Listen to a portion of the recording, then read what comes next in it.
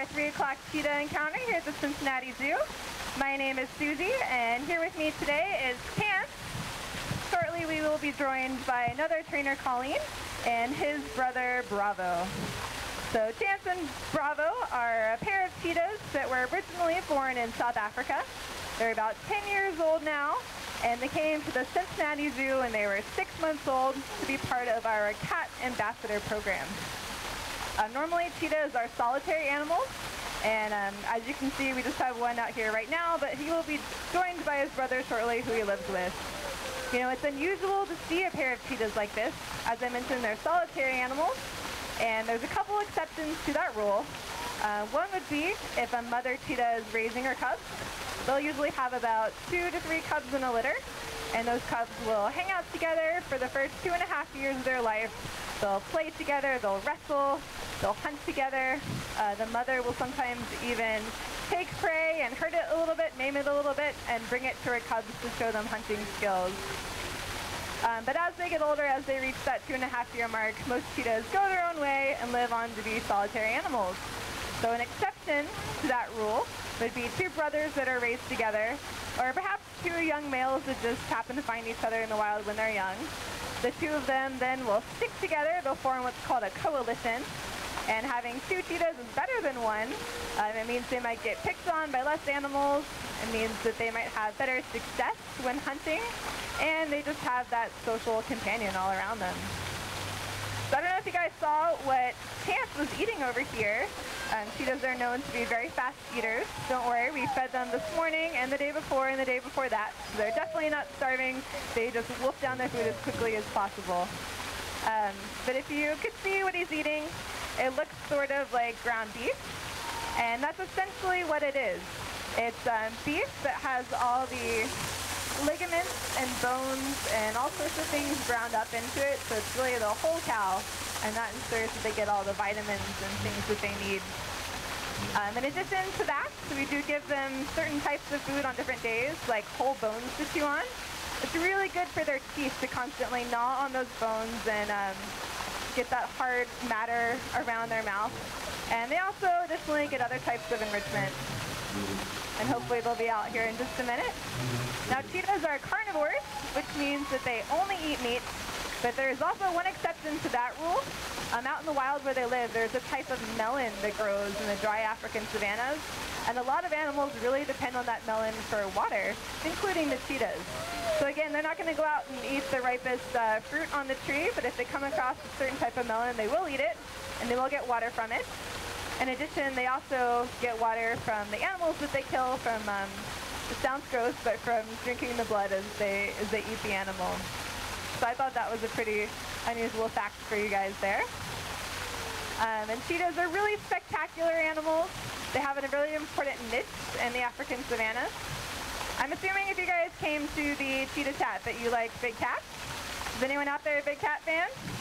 Yeah? All right. Has anyone gone to see John the lion and the Monty the lions over there? A few of you? Great. Well, if you take a look at the lions, which you can do if you haven't seen them yet, we're going to be having another keeper chat shortly after this one over by the lions.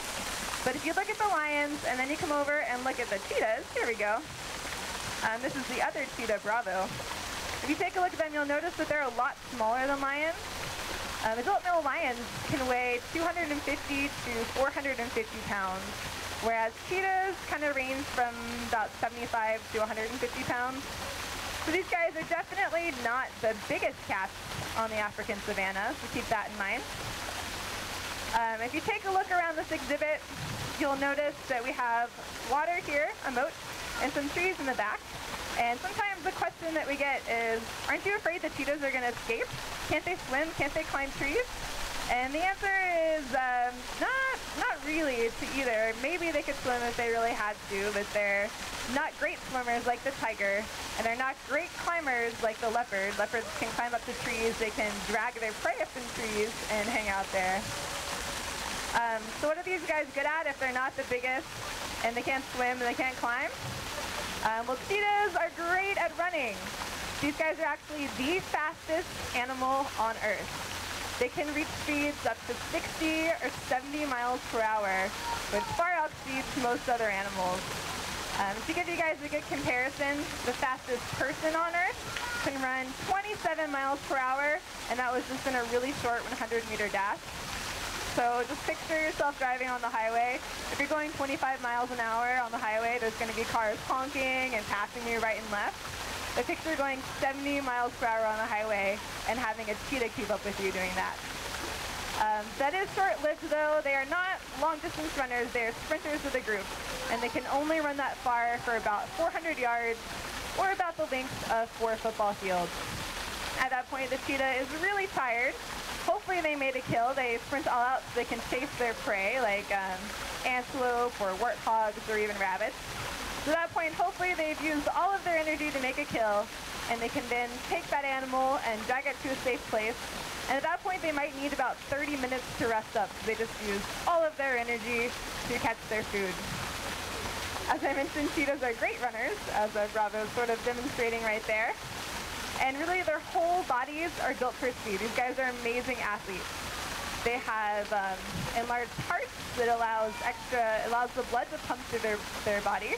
They've got enlarged lungs, giving them extra oxygen to bring it through. You can tell they kind of have a small, compact frame compared to other cats. They've got that long, lean frame of theirs. And everything just works really hard to get them going. They also have some additional stop-and-go features. Does anyone out there have a house cat? A few of you? All right, so you guys will notice if you look at your house cat, they have retractable claws. They're able to pull their claws out and bring them back in as needed. The cheetahs don't have that feature. Their claws are more dog-like. They're always out, which is not really great for climbing trees, and it's not really great for swiping at prey. But again, they're built for running. They're running machines, and those claws really help them gain speed. So if any of you have ever played sports and worn cleats, it kind of has the same effect as that. Their claws allow them to dig in the earth and push off as they run. Their spines are even flexible. Their spines and their joints are more flexible than ours. That allows them, when they're running full speed, they can leap about 25 feet in one leap. 25 feet. That's probably further from me to here. Don't worry, the cheetahs are not going to get full speed and jump out of this exhibit. It's a really long ways. Next time you guys are bored, try running at full speed and see how far you can jump. I bet it won't be more than 6 to 10 feet unless you're a long-distance runner. So that small stature and that sleek stature makes them great runners. Unfortunately, one aspect of being a smaller cat is that you are not at the top of the food chain. So as I mentioned before, cheetahs are not the strongest, not the biggest cats. So that leaves them somewhere in the middle of the food chain. They are predators. They are carnivores. They do chase after all sorts of animals, as I mentioned before. But they are prey items themselves. So we talked about earlier how a cheetah could use all of its energy to make a kill, and then drag that animal to the side and spend about 30 minutes resting. At that point, they really have to be on the lookout for bigger, scarier animals, like lions and hyenas, and even a group of vultures could steal their prey for them. But they would make an easy snack for an animal once they've already tuckered out. As I mentioned, they can't really defend themselves too well because they don't have the sharp claws.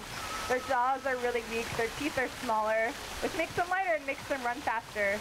But these animals, by far, they're not fight animals, they are flight animals. And I wouldn't be surprised if the cheetah actually coined the term scaredy cat. Not at all. So if you guys are just joining us, we have Chance and Bravo out in the yard here, our African cheetahs. They're about 10 years old. And you missed it earlier, we did feed them. And you missed it because they both ate their food in probably less than 2 minutes.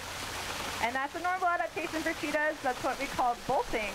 And the purpose of that is once they do make their kill and rest up, they can then eat their food as quickly as possible before a larger, scarier animal comes along and tries to steal their food away. So we do have a close relationship with these cheetahs here. As I mentioned, they're part of our Cat Ambassador program, and there's about 6 other cheetahs that are part of that program as well. If you guys have been to any other keeper chats today, you'll notice that we don't go in with the lions and we don't go in with the tigers, and there's a reason for that. Cheetahs are known to be sort of one of the more docile breeds of the larger cats, and in fact, they're not even considered large cats technically, even though they're pretty big. And one of the main reasons for that, it sounds really silly, but it's because they purr instead of roar.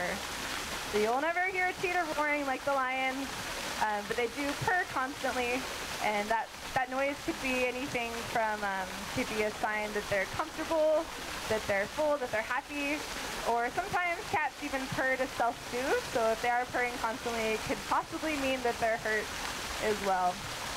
But these cats, even though they are docile and they are used to us, they're certainly not our pets. These cats are here to tell a story about cheetahs out in the wild. Once upon a time, not too long ago, maybe in the last 50 years, there were about 100,000 cheetahs left in the wild. Today, their numbers have dwindled down to about 10,000.